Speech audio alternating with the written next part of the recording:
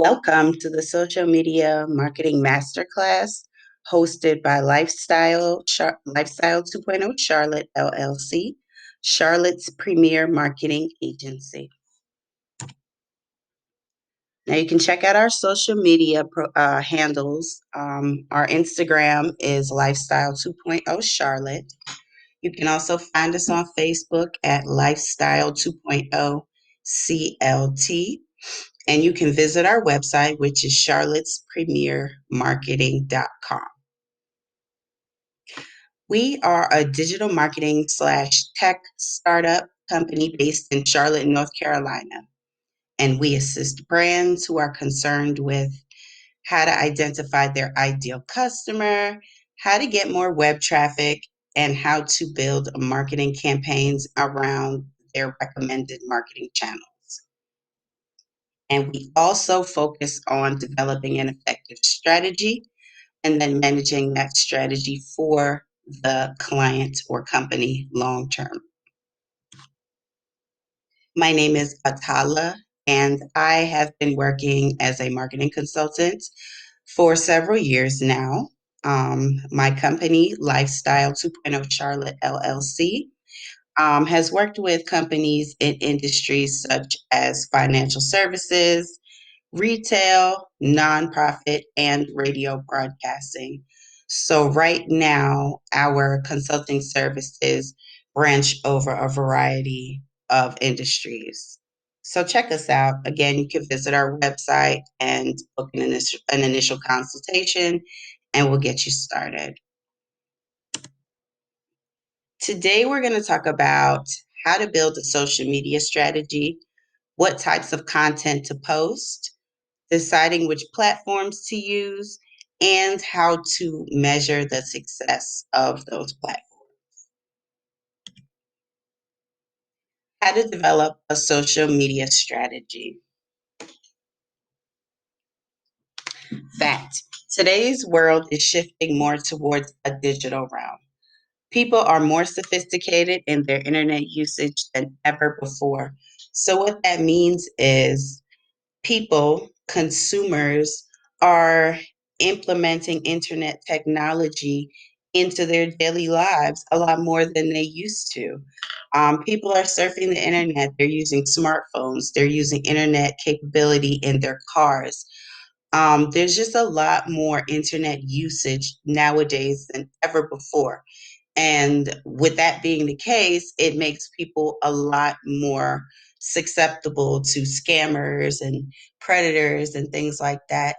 So people are becoming a lot more sophisticated in the types of research and due diligence that they do when they're reaching out to companies because they want to make sure that they're not going to get scammed. Um, Also, we're in an age where brick and mortar, 100% brick and mortar businesses are going to have a really hard time being able to compete. So, if you have the type of business that's been thriving as 100% brick and mortar, I would still recommend that you implement something internet based into your business, even if it's just creating like a Facebook page and posting pictures of your day to day business activities.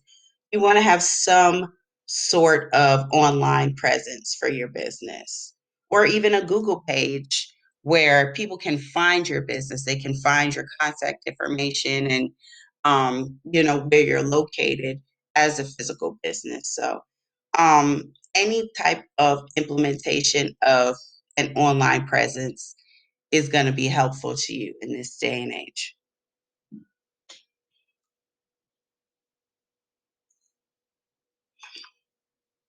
Now, when you're putting together your social media strategy, the first thing that you want to do is choose your goals. You don't want to focus on vanity metrics like likes and views when you're setting your goals, but more so focus on the broader goals of your organization.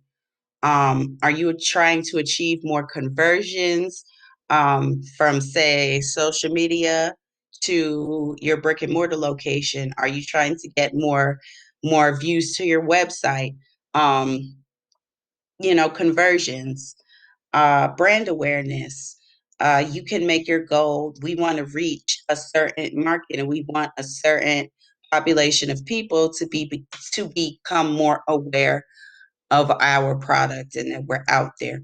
Or you can make your goal to reach your target market, which is the people that you know for a fact want to utilize and consume your products and services. So think about the broader goals for your organization when you're setting your goals for your social media strategy. Excuse me. Next, you want to perform an audit to see what types of content is currently working and what types of content are not. Now, some of you do not have your social media profile set up yet. You're brand new to this and you are getting ready to set up either your Facebook or your Instagram or your Pinterest for the very first time. So, this is not going to necessarily apply to you, but those of you who already have your social media platform set up for your business, I want you to take a look at what is currently working and not working for your business.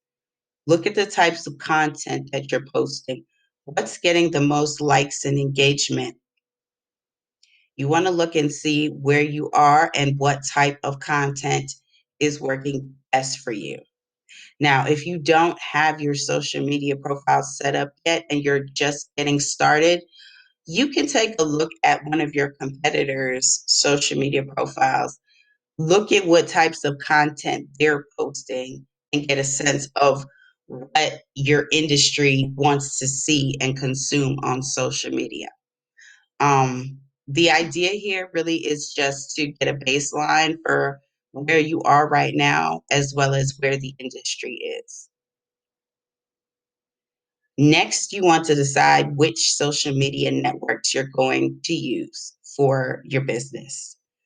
You're going to need a separate strategy and a separate set of goals for each platform that you choose. This means that if you decide that you're going to use Facebook and Instagram, you will need a strategy for Facebook and a strategy for Instagram. And you're going to need a set of goals for Facebook and a set of goals for Instagram. You'll need separate things for each platform. Now, when you're trying to decide which social media platforms to use for your business, if you can't come up with a clear, actionable goal for a particular platform, then it may not be the right social media platform for your business. So think about your goals and then run it through the test. Can you apply those goals to the type of content that you're wanting to post on a particular social media platform? If you cannot find a way to implement that platform into the goals that you're trying to achieve, then move on to the next platform and ask yourself the question again about whether or not you can come up with a clear, actionable goal for that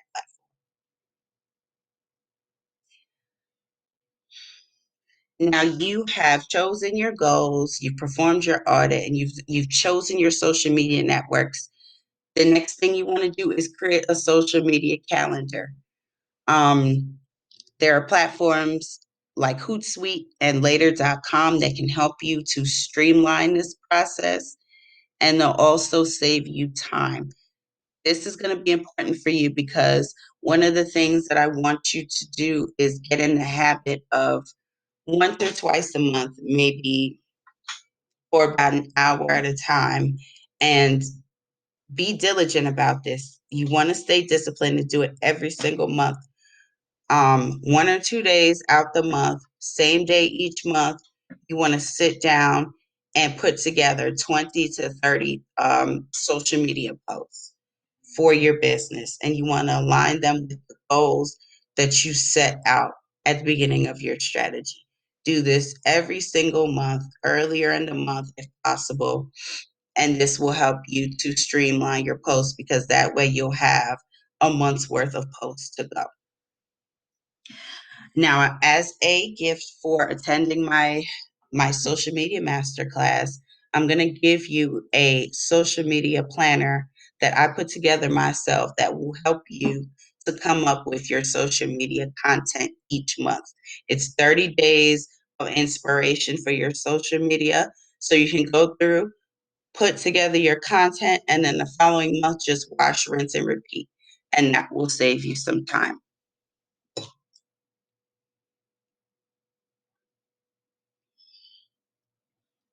Now, in general, say you didn't have the social media planner that I'm going to send you. If you needed to come up with your social media content for the month, you can follow the 2-2-1 rule, which is 2 informational posts, um, educating people about your product or services or your industry, 2 inspirational or personal posts where you would share a story about a business or a personal success, business or personal failure, something a little bit more personal to connect with your audience. And then you would put together a post about a promotion or a freebie or something that you're selling in your business. Um, and then you would wash, rinse, and repeat. So 2 informational posts, 2 personal posts, and 1 promotion or freebie. 2-2-1, and then just start the pattern over until you've created 30 posts for the month. And now, when you're putting together your posts, you want to consider your goals for your business when you're creating them, and you want to make sure that your content is aligned with those goals. So that means in your captions, you want your calls to action to drive people towards helping you achieve the goal that you set out for your social media platform. Deciding what type of content to post. After doing your research, decide what your audience's most important need, problem, or challenge is that can be solved with your product or service. Then you want to make a list of all the subtopics that fall under this umbrella and create posts about your brand that address these topics. Emotional content is a type of content that really helps to move and connect your business with your brand, because people connect with people, not businesses. So, as I mentioned earlier, you want to create some inspirational posts as well as some posts where you're talking about your business and personal achievements, your failures, things that people can connect with, because your audience knows you're not perfect 100% of the time, and they want to see that humanness behind your brand. Again, you want to create your content in bulk and then schedule it. I cannot stress this enough. It just helps things to run more smoothly, because that way you'll always have something ready to go, and you won't run out of content to post throughout the month. So create your content in bulk and then schedule it out on your social media calendar. Deciding which platforms to use. Again, you will need a separate strategy and a separate set of goals for each platform. And if you cannot come up with a clear, actionable goal for a particular platform, then it may not be the right one for your business.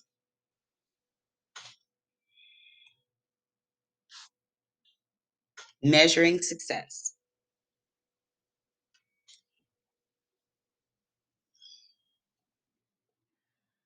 The first thing you want to do is determine what your key performance indicators are based on your goals. What are you trying to achieve? Now, this goes back to what I was talking about earlier as far as the likes and the views. Remember when I was talking about that? This is where the likes and views are going to come into play. Let's just say, for example, you want to increase the reach of your business online. A key performance indicator for that could be an increase in views on your videos, on your social media profiles, or an increase in likes on your social media posts. Um, these are things that can be used as key performance indicators to let you know whether or not you're moving the needle as far as getting closer to your goals and what you're trying to achieve.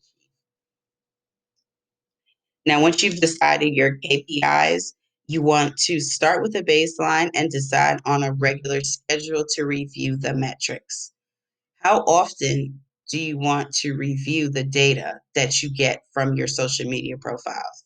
Do you want to review it monthly or weekly? How about daily? Just decide on a regular schedule and review the metrics per that schedule. Set up tracking tools before you begin measuring your data. Facebook and Instagram and a lot of the other digital marketing platforms out there usually have some sort of an area in their back office, like within your account, that shows you what type of activity is going on your social media posts. It'll show you your views on your videos, your likes, your profile visits, that sort of thing. Um, you want to locate that information before you start measuring your data because that information is going to be key to helping you to measure this data. Now, there are websites that you can pay to monitor some of this data, but for the most part, you can pretty much just utilize the tracking tools that are within your desired marketing platform that you're using. That usually is enough for the type of research that we are talking about today. Consistency is key. You can't measure what's going on with your social media content if you're not posting regularly. You want to try to post at least once a day at the same time of day, ideally the time of day when your audience is most active online. And you can find that information in the data, that back office data that I was talking about on your current social media posts. So you want to make sure that you're posting regularly because it kind of sets up like a controlled environment for you to measure what's going on with your social media posts. Now, once you have set up your key performance indicators, you started with your baseline, you have your tracking tools set up, and you're posting regularly, you want to start to review the data in depth for trends and patterns in audience behavior. Now, you really want to dig deep for this part of your research because you want to really, really look for trends. Where are people leaving from your social media profiles and clicking on your website link? Are they going from your website link to your coming into your store, to your brick and mortar location? What are they doing from one step to the next? What is the logical path that people take through your business and through the different marketing platforms that you're using? You want to pay attention to those trends and patterns because knowing what those patterns are can help you to optimize them in the future. Maybe there's a part of your marketing strategy that people are not responding to at all. Maybe people are going to your website and they're clicking off your website. The only way you would know that is by reviewing that data to see what is going on. Where are people leaving at? Where are people entering in at? Really look for those trends and those patterns in their behavior. Now, I want to thank all of you for attending my social media marketing masterclass. Um, and I promised you that I would give you two gifts for attending this social media masterclass. I've already given you one, which is the social media planner that you'll be getting alongside this webinar.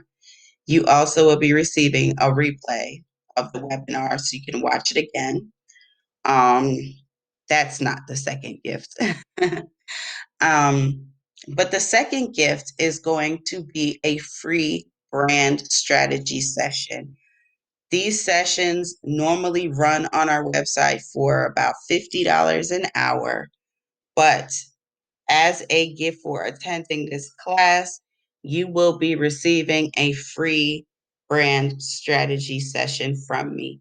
And on that call, we can map out your entire social media strategy. I can help you implement all of these things that I talked about on this video today. So you definitely want to take advantage of this opportunity and book your free strategy session, because somebody who did not sit through this webinar would have to pay $50 for this particular session. And people do pay for these sessions now.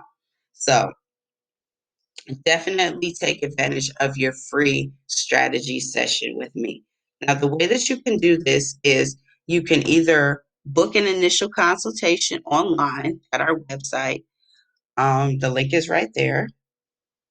Or you can call our office directly and book an initial consultation with us. Now, when you get to your consultation, first of all, your consultation will be virtual. So when you get on your consultation, you will just let us know that you attended the brand strategy masterclass and your session will be free. And that's it. That's all you have to do to receive this free brand strategy session. So I do hope that this masterclass was very helpful to you. If you have any questions, please reach out to us. You can call us directly and book a free consultation with us if you have any questions about our services. But other than that, or if you have any questions about this class, if you want to follow up about your social media profiles, and if you want help with setting up those social media platforms, reach out to us, book a free consultation with us. But anyways, thank you again, and follow us on social media for more marketing tips and tutorials. Follow us on Instagram, Facebook, and YouTube, and check us out at charlottespremiermarketing.com. Bye.